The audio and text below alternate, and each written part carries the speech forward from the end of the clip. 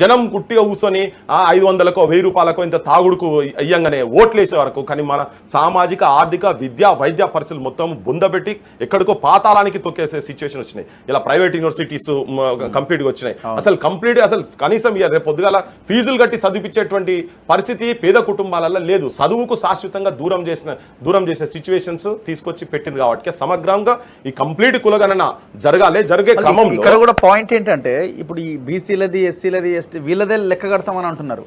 అన్ని కులాలకు సంబంధించిన డేటా తీయాలా? ఇప్పుడు అది చాలా ఇంపార్టెంట్ పాయింట్.